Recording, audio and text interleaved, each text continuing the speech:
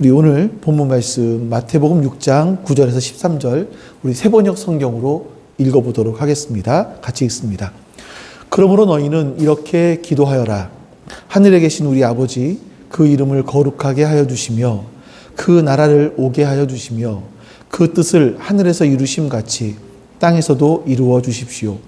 오늘 우리에게 필요한 양식을 내려주시고 우리가 우리에게 죄 지은 사람을 용서하여 준 것 같이 우리의 죄를 용서하여 주시고 우리를 시험에 들지 않게 하시고 악에서 구하여 주십시오. 나라와 권세와 영광은 영원히 아버지의 것입니다. 아멘.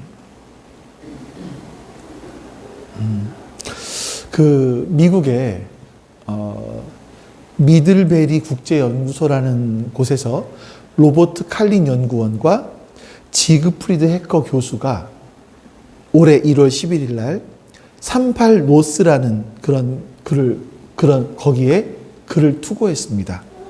한반도가 1950년 6월 초 이후, 그러니까 그때가 언제냐면 6.25 바로 전쟁 직전이에요. 그 어느 때보다 더 위험하다. 이렇게 글을 썼어요. 김정은이 언제 어떻게 방아쇠를 당길지는 모르나 현재의 위험은 한미일이 일상적으로 경고하는 도발 수준을 넘어섰다. 이렇게 말을 합니다. 특히나 지난해부터 북한 매체에 등장하는 전쟁 준비 메시지, 이것이 통상적으로 지금까지 했던 허세가 아니라 김정은이 1950년에 할아버지 김일성이 그랬던 것처럼 전쟁에 대한 전략적 결단을 내렸다고 생각한다. 이렇게 이제 글을 올렸습니다. 이제 그 이후로부터 계속 지지 발언과 반대 발언들이 계속 나오고 있죠. 반대는 반대 이유. 아니, 북한에서 러시아에 이렇게 포탄과 이런 것들을 공급하고 있는데 전쟁 무기가 어디 있어서 우리와 전쟁을 하겠다는 거냐. 이런 얘기들, 또 상황들을 볼 때 전혀 지금 북한의 국민들이, 북한 주민들이 너무나 어렵기 때문에, 힘들기 때문에 이거를 잠재우기 위해서는 김정은이 뭔가 하나를 터뜨릴 수밖에 없다. 좀 위기감을 고조시킬 수밖에 없다. 이런 여러 가지 얘기들이 나오고 있습니다. 근데 여러분들은 이런 기사를 이미 보셨을 수도 있고 처음 들을 수도 있겠지만, 근데 여러분들이 이 이야기를 들으시면서 전쟁에 대한 심각성, 두려움, 야, 전쟁 나면 어떡하지? 걱정, 이런 것들이 생기시나요? 우리는 과거로부터 계속해서 이런 것들이 반복되어 왔습니다.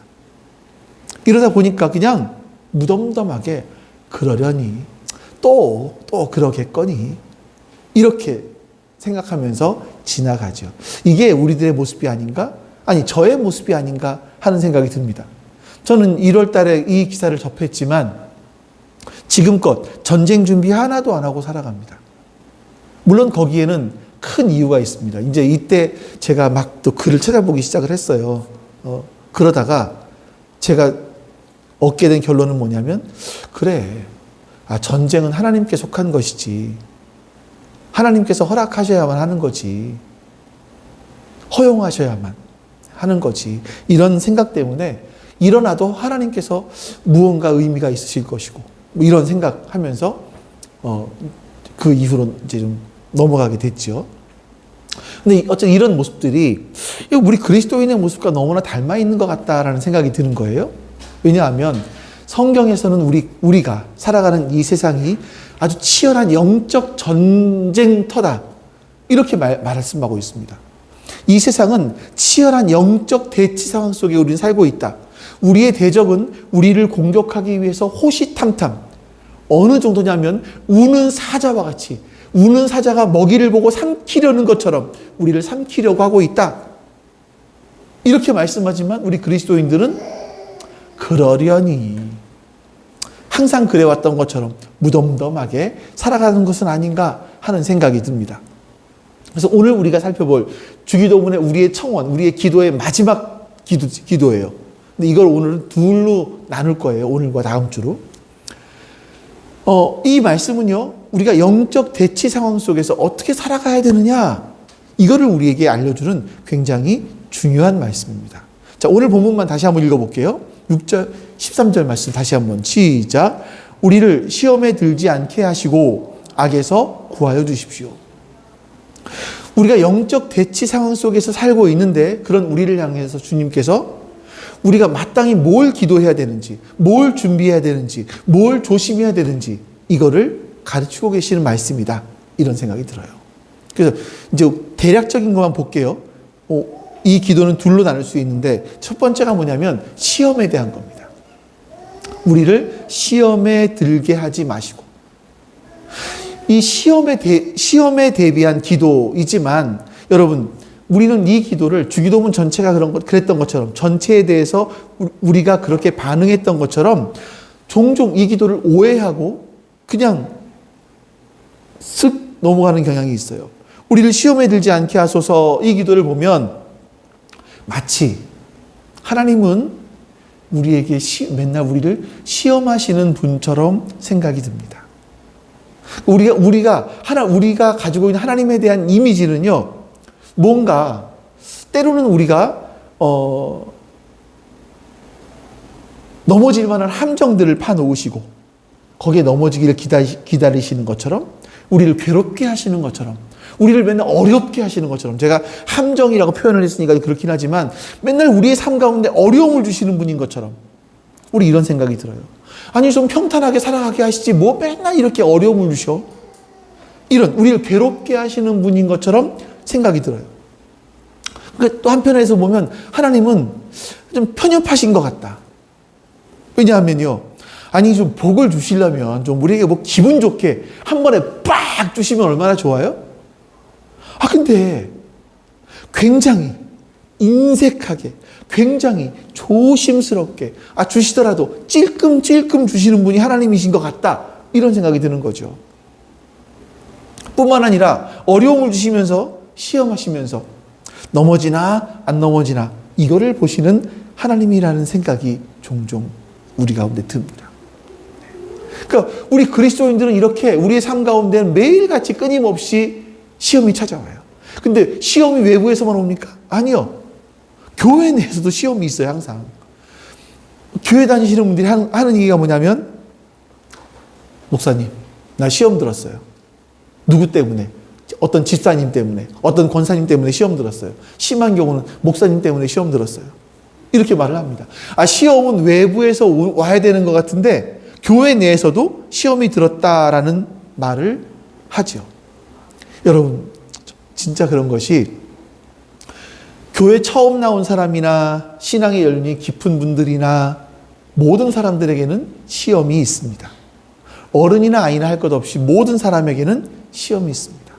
창세기 3장에 보면 태초의 첫사람인 아담으로부터 아담에게서부터 시험이 시작되죠. 그 시험은 누구에게나 있어요.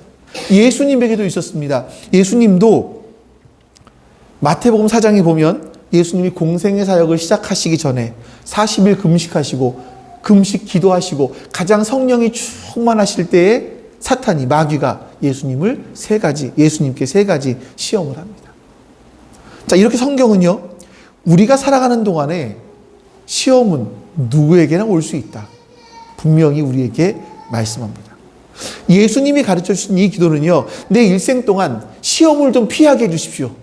우리가 궁극적으로 원하는 거 그거잖아요. 왜 사람들이 점집에 가서 무당을 찾아가고 구슬합니까? 나에게 찾아온 그 어려움들을 비껴나가게 해달라는 거잖아요. 마치 우리도 똑같이 하나님, 우리에게 찾아올 시험을 좀 면제해 주십시오. 비껴가게 해 주십시오. 라고 기도하라는 것이 아니에요. 시험은 항상 있습니다. 근데 우리가 그 시험에 굴복하지 않게 해달라. 이 기도를 하라고 말씀하시는 거죠. 자, 우리가 이 좀 더 내용이 깊이 들어가기 전에 다음 주와 이번 주에 할 말씀의 그 중요한 두 가지 단어를 먼저 좀 보도록 하겠습니다. 첫 번째는 시험이에요. 시험에 들게 하지 마시옵고. 자, 성경에서는 시험을 말할 때 두 가지 종류의 시험을 말하죠. 여러분, 종종 말씀드렸습니다. 하나는 하나님이 우리를 시험하시는 게 있어요. 테스트라고 합니다. 때때로 하나님께서 우리의 신앙의 그 수준, 이걸 알아보기 위해서 조금 더 성숙하게 하시기 위해서 우리를 테스트하는 경우들이 있습니다.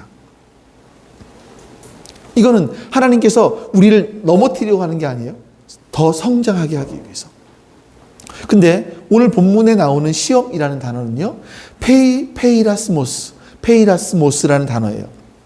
이거는 temptation, 유혹입니다. 유혹은 사탄이 우리를 넘어뜨리기 위해서 하는 거죠. 여러분, 사탄이 우리를 유혹하는 목적이 뭘까요?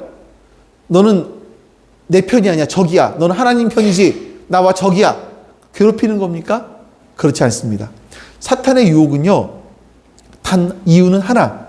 우리가 하나님을, 우리로 하여금 하나님을 떠나게 하기 위해서입니다. 하나님을 떠나게 하기 위해서.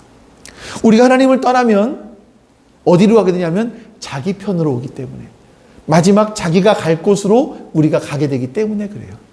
그래서 우리로 하여금 하나님을 떠나게 하기 위해서 사탄은 우리를 계속해서 유혹하는 겁니다. 그래서 예수님은 시험에 들게 하지 마시고 그 다음에 악에서 구해달라고 기도하라는 거예요. 이 악이라는 게 뭐냐면 악이라는 것은 악한 자를 의미합니다. 악한 자. 그래서 이 기도는 악한 자의 손에서 우리를 구해 주십시오. 이런 뜻이에요. 악한 자의 손에서. 악한 자의 손아귀에 붙잡히지 않도록 구해달라. 이런 기도인 거죠. 악한 자가 누굴까요? 강도? 살인범? 이 땅의 누구가 아니라 사실은 사탄을 가리킵니다. 우리가 참 많이 슥 하고 그냥 지나가는 거, 잘 모르고 지나가는 거, 잊어버리고 지나가는 존재, 사탄. 사탄은요, 우리를 시험에 빠뜨려서 우리를 유혹해서 하나님으로부터 떠나게 만들려고 해요. 그래서 그렇게 만들기 위해서 우리를 우는 사자와 같이 삼키려고 합니다. 이 대상을 찾아다니는 거죠. 그래서 예수님은 이 악한 자의 시험에서 우리를 구해달라, 이렇게 기도해라 말씀하시는 겁니다. 자, 이 악에 대해서는 다음 주에 조금 더 보도록 하고요. 오늘 우리가 시험에 대해서 보는데, 참 시험이 뭐냐? 이 시험에 대해서 가장 잘 나온 성경이 야고보서 1장이에요. 이 두 말씀을 다 보겠습니다. 한 번에. 야고보서 1장 2절부터 4절 그리고 12절부터 15절까지의 말씀인데 제가 좀 보겠습니다. 나의 형제자매 여러분, 제가 색깔을 표시해 놨어요. 여러분 보시기에 색깔이 하얀색 말고 빨간색과 파란색이 있죠. 요게 두 개가 다 똑같이 우리나라 번역으로 할 때 시험이에요. 옛날에 파란색 저기 중간에 있는 거 파란색도 시험으로 되어 있었어요. 옛날에 개역 성경에는요.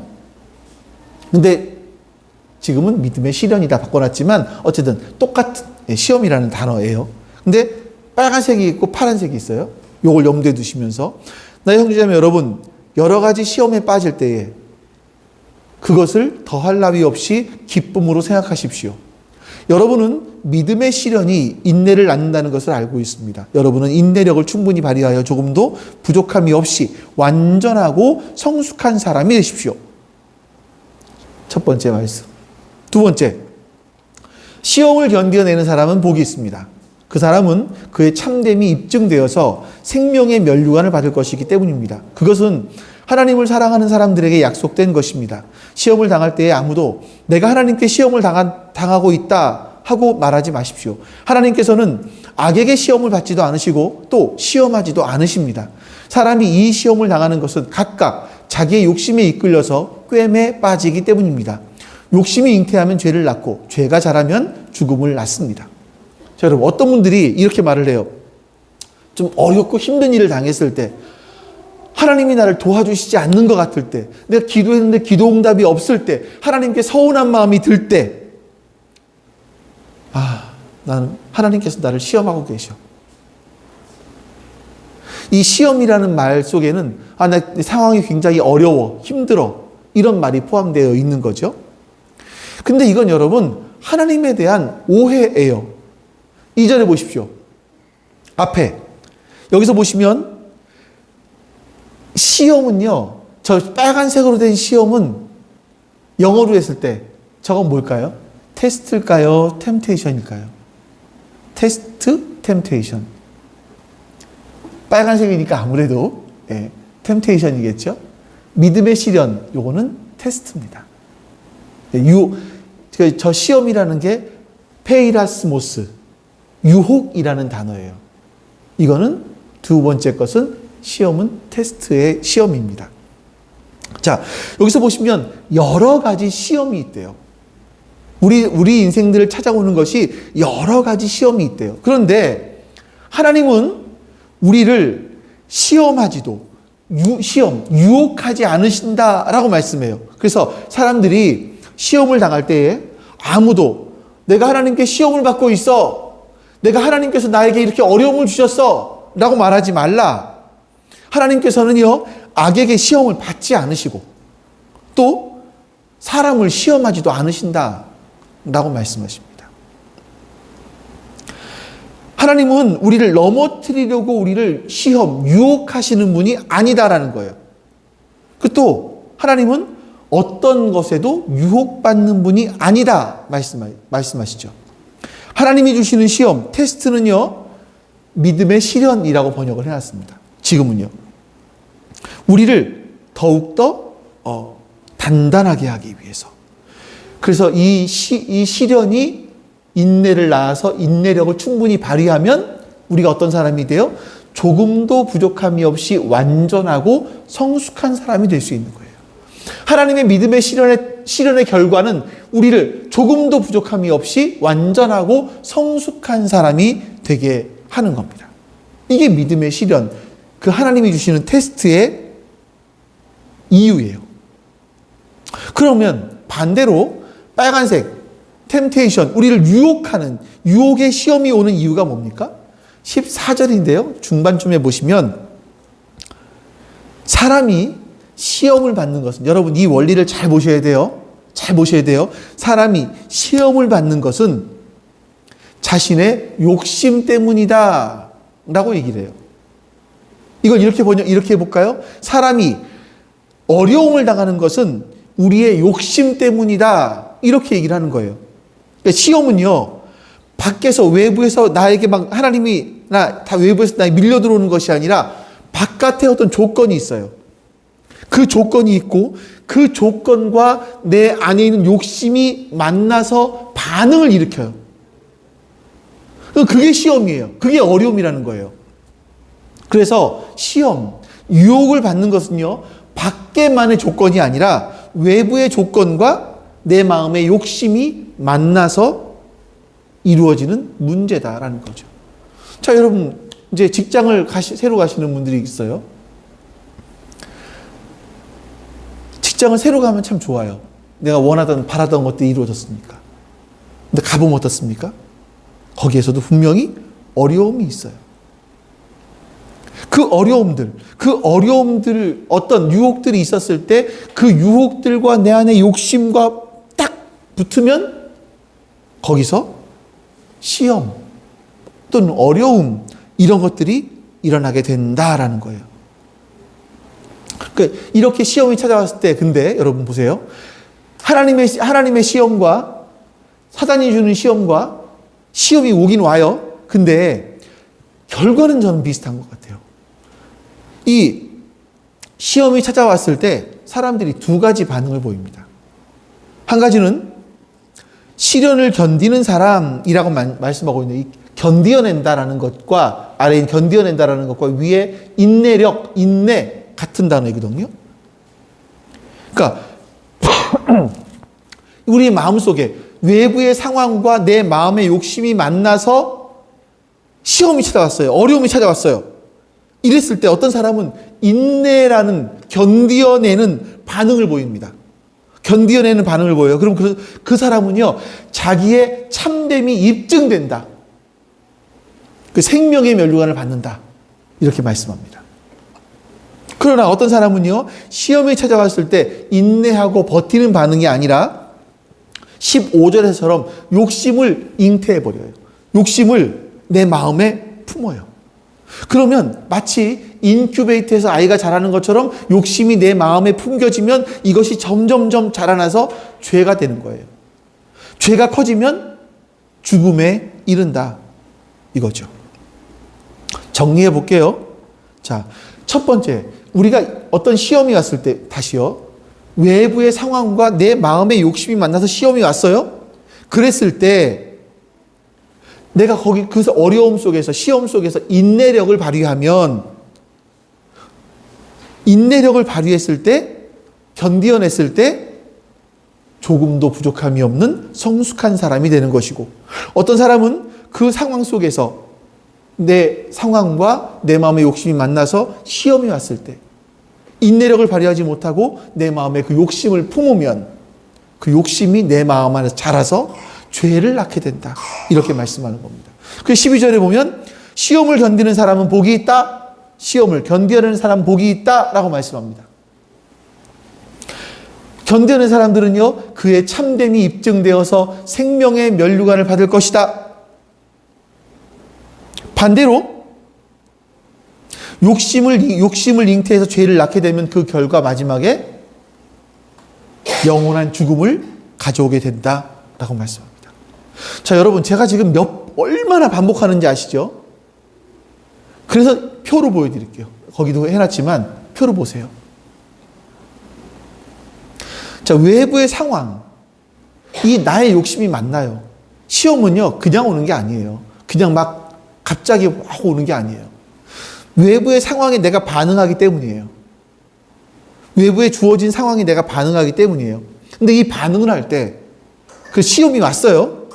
그러니까 어떻게 반응하는 게 중요하겠지만, 시험이 왔어요. 어려움이 왔어요. 그때 인내할 거냐, 나를 위해서 욕심을 할 거냐, 욕심을 품을 거냐, 이 차이예요. 인내하게 되면 성숙하게 되고 생명의 면류관을 받게 되는데, 내가 욕심을 품으면, 그 나를 위해서 하는 욕심을 품으면, 내 이익을 위해서 욕심을 품으면 죄를 잉태하게 되고 결국 영원한 죽음을 낳게 된다. 이거예요. 오늘은 이 말씀 중간중간마다 계속 이걸 반복할 거예요. 여러분들 기억하시라고요. 이거를 기억해야 우리가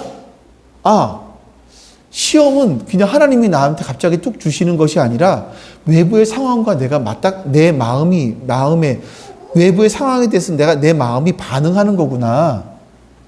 그러면 내게 어려움이 찾아오는 거구나. 그거를 내가 욕심으로 반응했을 때 이게 어려움이 찾아오는 거구나. 어려움이 찾아왔을 때 내가 인내라는 것으로 반응해야 되는구나. 이거를 여러분들이 머리에 좀 각인시키시라고 계속 반복할 겁니다. 네. 이 시험이 찾아왔을 때 내가 어떻게 반응하느냐에 따라서 결과가 천차만별인 거예요. 영원한 생명과 영원한 죽음, 이렇게 갈려지게 되는 겁니다. 여러분, 예수 믿으면 구원받습니다. 근데 예수 믿으면 구원받는다라는 것이 뭐냐면, 단순하게 나 예수님 믿어요, 이게 끝이 아닌 거예요. 이거는 정말 이런 말씀들까지, 예수님을 내 믿습니다, 예수님을 나의 구세주로 고백합니다, 예수님이 나의 구세주이십니다라고 고백하는 거는 다 이것까지 다 포함되어 있는 거예요. 이런 것까지. 그러니까 여러분, 예수 믿는 게 단순하게 말 몇 마디 하고 끝나는 게 아니죠. 입으로 시인하는 것만이 아니에요. 마음으로 믿어야 되는 거죠. 마음으로 믿었으면 뭐가 나타납니까? 삶으로 표현되어지는 겁니다. 예수님께서 요한복음 17장 15절에서 이렇게 말씀하십니다. 같이 한번 읽어볼게요. 내가 아버지께 비는 것은 그들을 세상에서 데려가시는 것이 아니라 악한 자에게서 그들을 지켜주시는 것입니다. 예수님께서 기도하시는 게 뭐냐면, 예수님 믿었으면, 예수를 그리스도로 믿었으면 그냥 넌 천국행 딱 하고 데려가시는 것이 아니라 그 사람은 이 땅에 살고 있잖아요.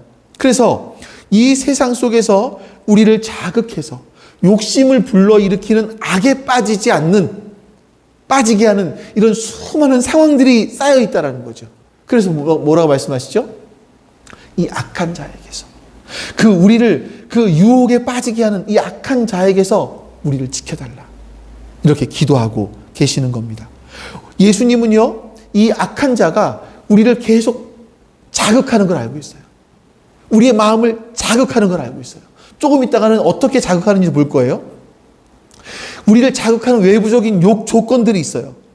그런 세상을 우리가 살고 있다는 걸 너무나 잘 알고 계시기 때문에 이런 외부적인 조건들이 우리를 유혹하는, 우리를 자극하는 외부적인 조건들이 우리 안에 들어왔을 때 욕심으로 반응하지 않고 인내로 반응하도록 주님의 기도를 하라고 말씀하시는 거죠. 그래서 한 영어 성경에 보면 이 말씀을 제가 번역했겠습니까? 번역한 분의 이야기를 들어보면 우리로 하여금 이 유혹에 굴복하지 않도록 도와주십시오. 이렇게 번역을 했어요. 그러니까 이 유혹에 굴복하지 않게 해주십시오. 이렇게 기도하라는 거예요. 그러니 여러분, 우리가 살아가면서 이 기도를 어떻게 안 하겠습니까? 시험이라는 것은요, 밖에 있는 외부 조건이 우리의 마음, 우리의 욕심과 부딪혀서 늘 생겨나요. 그러니까 우리 주변에는 여러분, 우리를 시험하는 것들이 쌓였다고 보시면 돼요. 그런데 이 기도는요, 그 시험 속에 빠져들기 말게 해주십시오. 그 시험에 굴복하지 않게 해주십시오. 이렇게 기도하라는 거죠. 이거를 종교학자도 칼빈이 이렇게 말을 했습니다. 새가 우리의 머리 위로 날아가는 건 어떻게 할 수가 없다. 그러나 우리의 머리에 둥지를 트는 것은 우리가 막을 수 있다. 여러분, 새가 내 머리 위에 날아다니는 거 어떻게 하겠어요? 유혹이 자꾸만 나에 찾아오는 거 어떻게 하겠어요? 어쩔 수 없어요. 그 외부적에서 오는 거예요. 근데 그것이 내 머릿속에 들어와서 내 마음에 꽈리를 틀고 자리를 잡는 것은 우리는 막을 수 있다는 거예요. 새가 머리에 둥지를 트는 것은 막을 수 있다. 이거죠. 그러니까 사람마다 다 각자 약한 부분들이 있잖아요. 약한 부분들을 끊임없이 공격하거든요. 왜? 왜 공격해요? 우리를 하나님으로부터 떠나게 하기 위해서. 그래서 우리를 유혹하기 위해서 자꾸 주변을 날아다녀요. 우리 주변을 날아다니는 수많은 문제, 수많은 시험거리가 있어요. 우리는 기도할 때 하나님, 이 유혹들, 이 시험거리들이 내 마음속에 들어와서 잉태하는 것을 막아주십시오. 이렇게 기도해야 된다라는 겁니다. 자, 그럼 여러분, 우리를 찾아오는 시험거리들이 뭐가 있을까? 예수님을 찾아온 세 가지 기도가 대표적인 거죠. 예수님은 광야에서 40일 동안 금식하고 기도하시다가 시험을 받으셨습니다. 여기서 우리는 알 수 있는데 먼저 마태복음 4장 3절 말씀을 보겠습니다. 같이 읽어볼게요. 그런데 시험하는 자가 와서 예수께 말하였다. 내가 하나님의 아들이거든 이 돌들에게 빵이 되라고 말해보아라. 사단의 첫 번째 시험은요, 예수님이 하나님의 아들인 것을 증명해 보라는 자존심의 시험이에요. 네가 만약에 하나님의 아들이라면, 아니 여러분, 사탄이 예수님이 하나님의 아들인 것을 몰라서 이 질문을 하는 겁니까? 아니잖아요. 알잖아요. 그러면 사단은 예수님의 자존심을 건드리면서 시험하는 겁니다. 네가 하나님의 아들이 맞냐? 만약 진짜 네가 하나님의 아들이라면 이렇게 말하는 거예요. 아들이라면 이 돌을 떡으로 바꿔봐라. 저는요, 여러분, 이런 시험에 절대 안 넘어갑니다. 전 이런 시험엔 절대 안 넘어가요. 왜 그런지 아세요? 저는 돌을 떡으로 바꿀 능력이 없거든요. 그런 재주가 없어요. 근데 예수님은 그런 능력이 있는 분이세요. 돌을 떡으로 바꿀 능력이 있는 분이세요. 예수님은 얼마든지 자신의 능력으로 자신을 증명할 수 있어요. 근데 예수님은요, 여러분, 성경 마태, 마가, 누가, 요한복음을 읽어보시면 예수님이 자기를 증명하기 위해서 자신의 능력을 사용하신 적이 있나 보세요. 하나님의 나라가 이만큼 이루어졌다는 걸 보여주기 위해서 하나님의 능력을 사용하시고, 또 힘들고 불쌍한 사람들을 구원하시기 위해서 능력을 사용하시지, 자신을 증명하기 위해서 예수님은 능력을 안 사용하십니다. 여러분, 이 시대를 볼까요? 이 시대를 보면요, 우리는 이 시대를 가리켜 자본주의 사회라고 말합니다. 자본주의 사회는 소비가 중심이에요. 그래서 사람들은요, 소비를 통해서 자신을 증명하고 싶어 해요. 소비를 하기 위해서는 돈이 필요하죠. 자, 여러분, 이제 제가 성경의 이야기가 아니라 서울대와 하버드대 교수들의 이야기를 하나 할게요. 서울대 심리학과 곽금주 교수라는 분이 있습니다. 이분이 자존감과 소비라는 논문을 썼어요. 연구를 하고 자존감과 소비. 이 연구의 결과는 대부분 보니까 자존감이 낮은 사람들이 더 낮으면 낮을수록 돈을 더 쓰려고 하는 경향이 있더라라는 거예요. 그러면서 하는 말이 뭐냐면 내가 여러 가지로 실패를 해서 자존감이 낮아진 사람들은요, 낮아진 자존감을 극복하기 위해서 자신의 인격을 갈고 닦는다거나 하나님 앞에 더 기도한다거나 하는 것이 아니라 일반적으로 비싼 물건을 산대요. 비싼 물건. 값비싼 물건을 사서 내 자존감이 높아질 거다. 이런 생각을 한다는 거죠. 그래서 보석으로 치장을 하거나 명품으로 치장을 하는 겁니다. 이런 비슷한 연구가 미국에도 있었어요. 하버드 대학교에 제니퍼 러너 교수가 사람들을 모아놓고 사람을 두 그룹으로 나눴습니다. 한 그룹에게는요, 아주 평화로운 영화를 보여줬어요. 평화로운 풍경이 나오는 그런 비디오를 보여주고요. 또 한 그룹에는 아주 슬픈 내용의 영화를 보여줬어요. 그리고 이 사람들에게 나와서 물어보는 거예요. 예를 들어서 물병 하나를 갖다 놓고 당신은 이 물병을 얼마에 사겠습니까? 라고 물어봤어요. 그랬더니 그 행복한 영화를 보고 나온 사람들은 이 물병을 $2에 사겠습니다. 라고 얘기했어요. 근데 아주 슬픈 영화를 보고 나온 사람들은 이 물병을, 똑같은 물병을 $10에 사겠습니다. 라고 얘기를 했다라는 거예요. 이 실험 결과를 보면서 러너 교수가 이렇게 말합니다. 사람은 슬픔, 상실감, 공허감 이런 거에 시달릴 때 이 빈자리를 채우기 위해서 더 많은 소비를 한다. 이렇게 이야기를 했습니다. 이게 여러분 사람의 심리예요. 기본 심리. 사탄은요, 우리의 이런 심리를 이용을 해요. 너 더 많이 가지면 너의 자존감이 높아질 거야. 유혹을 하죠. 현재 불만족스러운 상황이 있지? 이거는 너의 물질, 이 소유, 이걸 통해서 해결할 수 있어. 물질이 곧 너를 구원할 거야. 이렇게 유혹합니다. 거기다가 여러분, TV를 보십시오. 널려있는 광고 마케팅을 보십시오. 우리 주변에 보면 마케팅은 끊임없이 우리를 설득해요. 여러분은 이 아파트에 살면 더 존귀한 삶을 살 수 있습니다. 여러분은 이 차를 타면 여러분의 자존감이, 명예가 높아질 수 있습니다. 사람들이 무시하지 않습니다. 우리를 끊임없이 이렇게 유혹을 합니다. 자, 아까 그 공식, 서건아, 미안하지만 계속 이렇게 공식 한번 보여줘봐. 보세요. 나의 주변에 나의 자존심을 건드릴 만한 상황이 찾아와요. 외부의 상황이에요. 이것이 나의 욕심과 그 외부 상황에 내가 반응을 해요. 이게 찾아보는 게 시험이죠. 그 시험을 인내함으로 이겨내면 성숙한 사람이 돼요. 생명의 면류관을 얻고요. 근데 이 시험 났을 때 그래. 내가 세상 거 따라가야지. 이렇게 살아봐야지. 남들처럼 살아봐야지 하면서 살아가게 되면 욕심을 품어버리면 그것이 죄로 자라게 되고 결국 영원한 죽음이 찾아온다. 이거죠. 기억하셔야 됩니다. 두 번째 시험 5절 말씀을 보죠. 5절 말씀 같이 한번 읽어보겠습니다. 5, 6절 시작. 그때에 악마는 예수를 그 거룩한 도성으로 데리고 가서 성전 꼭대기에 세우고 말하였다. 내가 하나님의 아들이거든 여기에서 뛰어내려 보아라. 성경에 기록하기를 하나님이 너를 위하여 자기 천사들에게 명하실 것이다. 그리고 그들이 손으로 너를 떠받쳐서 너의 발이 돌에 부딪히지 않게 할 것이다 하였다. 이건 명예욕에 대한 시험인데요. 사람들의 마음에는요, 나의 잘남, 내가 너보다 더 위에 있어, 이걸 보여주고 싶은, 과시하고 싶은 욕구가 있어요. 내 이름을 드러내고 싶어하는 유혹이 우리 세포 하나하나 속에 알알이 들어있어요. 예수님 당시에는요, 아침에 해가 붉은 해가 착 떠오르잖아요.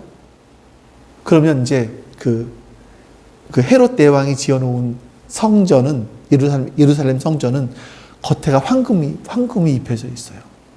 그 햇빛이 떠오를 때 그 햇빛에 반사되는 황금의 빛이 그렇게 찬란했다고 해요. 자, 그때 제사장이 나와서 나팔을 쫙 붑니다. 그럼 예루살렘 성에 사는 사람들, 그 얼마 넓지 않으니까 거기 사는 사람들이 나팔을 불 때 성전으로 쫙 모여들어요.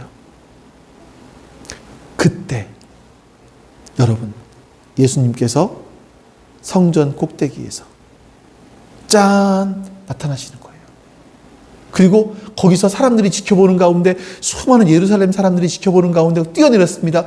뛰어내렸는데 천사들이 와서 발을 딱 받쳐주는 거예요. 이 마귀가 하는 게 그 얘기잖아요. 그 얘기거든요. 그러면 사람들이 예수님이 자기 존재를, 메시아라고 하는 자기 존재를 확실하게 부각시킬 수 있지 않겠냐, 너를 드러낼 수 있지 않겠냐라고 유혹하는 거예요. 사탄은 예수님을 이런 인간의 기본적인 욕구를 가지고 유혹하는 겁니다. 그런데 여러분, 이런 시험이 초대교회에도 또 나와요. 초대교회에 사람들이 많이 모였었습니다. 많이 모이다 보니까 이제 문제가 생기는 게 있었어요. 식사. 또, 이 외국에 나가 있는 유대인들 중에서 보통 남자가 먼저 죽잖아요. 여자 혼자 되신 분들이 예루살렘으로 와요. 그분들의 소망이 뭐냐면, 여러분, 우리나라 그 옛날 분들 보면 외국에 나가서 뭐 러시아에 끌려갔다거나 어디 끌려갔던 분들은 난 죽어서 내가 조국 땅에 묻히고 싶다, 이거 아니에요. 똑같아요. 예루살렘, 그 이스라엘 사람들도. 외국에 나가 있다가 나이가 들어 죽어갈 때쯤 되면 예루살렘으로 와요. 그러다가 예수님 믿게 된 거예요. 이 사람들은 객이기도 하고 과부이기도 해요. 그러니 먹고 살 수 있는 게 없습니다. 그러니까 초대교회 이런 분들을 도와줘서 먹여야만 했었어요. 그러니까 식사, 이런 구제, 이것 때문에 돈이 필요했습니다.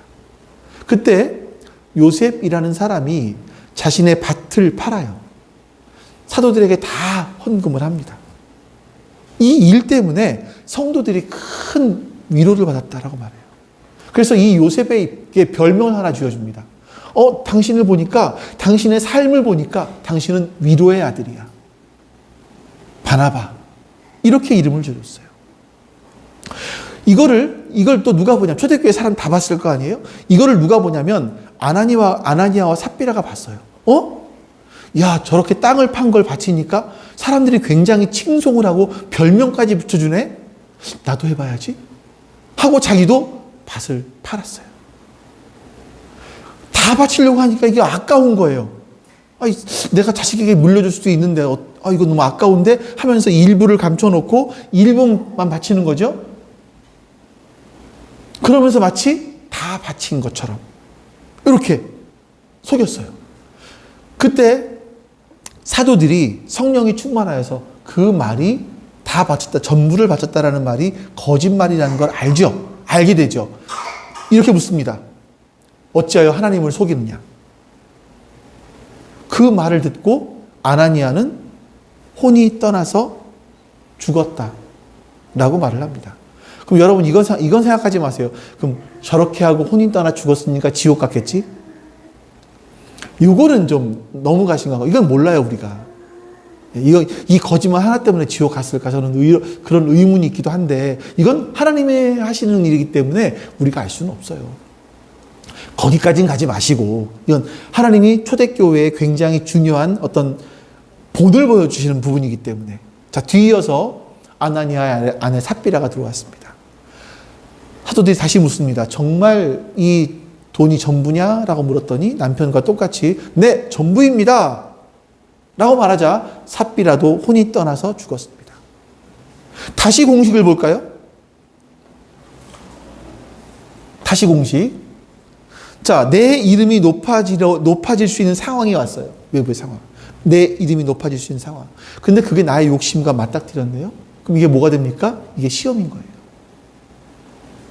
이 시험이 왔을 때 그것을 그래, 나를 위하지 말고 좀 참자. 지체들을 위해서, 우리를 위해서 이걸 다 내놓자라고 했으면 되는데 욕심이 잉태된 거예요. 욕심이 들어와서 시험이 돼 욕심을 잉태해버렸어요. 아, 이걸 좀 빼둬야지. 나를 위해 빼둬야지. 이것이 죄가 되고 죽음이 찾아왔다. 이거죠. 욕심을 품었기 때문에. 여러분, 그래서 우리는요, 우리의 이 영혼의 상태를 항상 돌아보실 수 있어야 돼요. 내가 이런 시험에서 어떻게 반응하고 있는지를 항상 돌아보셔야 돼요. 마지막 세 번째. 여러분들에게 드린 것과는 다릅니다. 세 번째는 바꿨어요.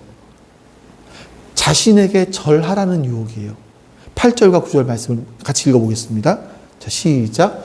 또다시 악마는 예수를 매우 높은 산으로 데리고 가서 세상의 모든 나라와 그 영광을 보여주면서 말하였다.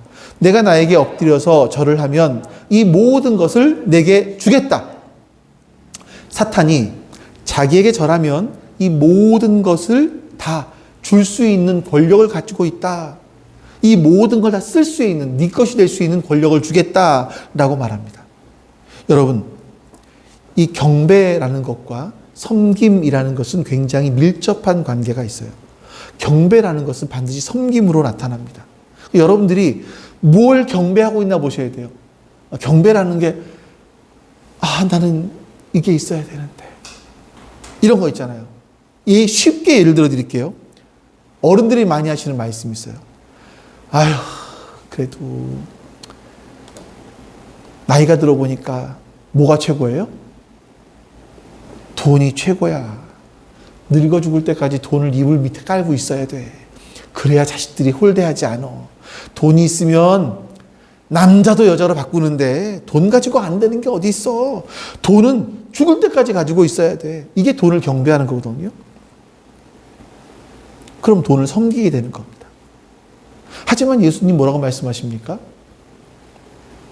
무엇을 먹을지, 무엇을 입을지, 무엇을 마실지 걱정하지 말아라. 그건 다 이방인들이 구하는 거야. 근데 우리는 끊임없이 이방인과 같이, 이방인들처럼 하나님께 구하고 있다는 거죠. 이것이 우리 기독교인들이 이 세상을 살아가는 삶의 현장에서 나타나는 현실입니다. 현실만 따라가려니 마음이 좀 찔려요. 성경 말씀을 안 들었으면 모르지만 들었잖아요, 우리가. 그냥 덮어놓고 무시하기도 약간 찔려요. 그렇다고 성경대로 살자니, 아니, 내가 지금 먹을 거, 마실 거, 입을 게 내 가장 걱정거리인데 이것을 무시하고 하나님의 나라, 이거 전도하라는 거잖아, 이거. 전도만 해? 교회 가자라는 거잖아. 교회만 가? 그러면 먹고 살 수 있나? 물론 이게 굉장히 굉장한 오해입니다만. 그러면 이 세상을 못 살 것 같아요. 그러니까 이 중간에서 가지고 막 한쪽은 여기에, 한쪽은 여기로 갈등하는 거죠, 계속. 여러분, 여러분들에게는 어떤 새해가 날아다니죠?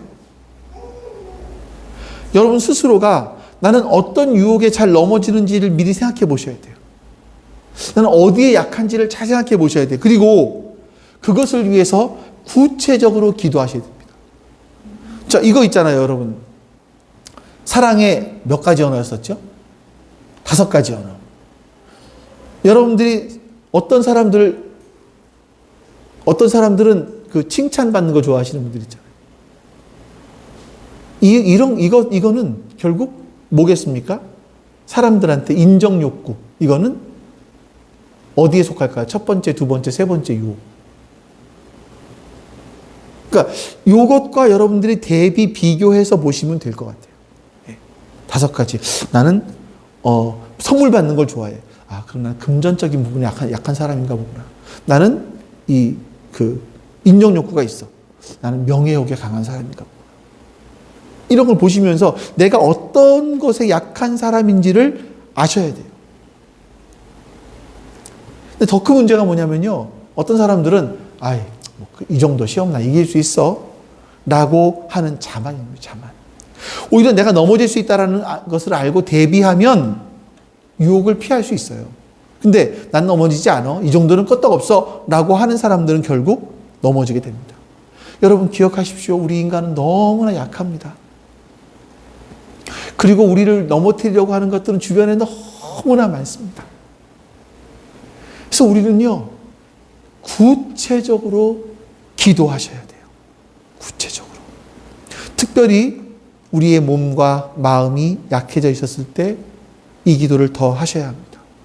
그리고 우리가 성공하고 있을 때, 우리가 뭔가 성취되고 있을 때, 우리의 마음이 높아졌을 때, 그때야말로 더 이 기도를 하셔야만 합니다. 우리의 약함과 우리 주변에서 어슬렁거리는 이런 유혹거리들은요, 우리가 이 마음만 열면 얼마든지 우리의 마음 속에 들어와서 욕심을 잉태하게 해요. 여러분, 이것이 죄로 나타날 수 있고요, 결국 죽음에 이르게 합니다. 그래서 마치 사자가 입을 벌리고 으르렁거리면서 먹을 걸 찾는 것처럼 우리를 넘어뜨리려고, 우리를 무너뜨리려고, 하나님에게서 떠나게 하려고 우리를 유혹하는 것들이 많습니다. 우리는 기도하셔야 돼요. 이렇게 시험에 들지 않게 해달라고 말이죠. 그로 말미암아 여러분과 제가 어떤 상황에서도 승리하는 그런 우리가 될 수 있기를 주님의 이름으로 축원합니다. 아버지 하나님, 우리가 이 땅을 살아가면서 지금까지의 삶 속에서는 하나님 나라와 하나님의 뜻과 별 상관이 없이 나의 나라를 위해서, 나의 뜻을 위해서 살아왔습니다. 주님, 회개합니다. 이제 그런 삶에서 방향을 바꿔서 하나님의 나라를 위해서, 하나님을 위해서 살아가기를 원합니다. 우리가 이 땅에 관심이 많고 이 땅에 썩어질 것들을 구하면서 살았음을 회개합니다. 하나님, 우리를 용서하여 주시고 이제 하나님의 통치를 받는, 하나님의 다스림 속에 살아가는 그런 하나님 나라 백성 되기를 소망합니다. 하나님의 뜻이 이 땅에 이루어지게 해주시고, 이 땅을 살아가면서 우리가 돈의 노예가 되는 것이 아니라, 명예의 노예가 되는 것이 아니라 나누는 삶을 살아갈 수 있도록 힘을 더하여 주시옵소서. 그래서 우리의 삶 가운데 하나님의 통치가 이루어지고, 우리의 가정 가운데, 우리의 직장 가운데 하나님의 통치가 이루어지는 그런 일들이 이루어지게 해 주시옵소서. 이 땅을 살아가면서 찾아오는 시험들, 하나님 거기에 우리가 욕심으로 반응하지 않고 인내로 반응하여서 생명의 면류관을 거두는 우리가 되게 도와주시옵소서. 여호와는 내게 복을 주시고 너를 지키시기를 원하며, 여호와는 그의 얼굴을 내게 비추사 은혜 베푸시기를 원하며, 여호와는 그 얼굴을 내게로 향하여 드사 평강 주시기를 원하노라. 아멘.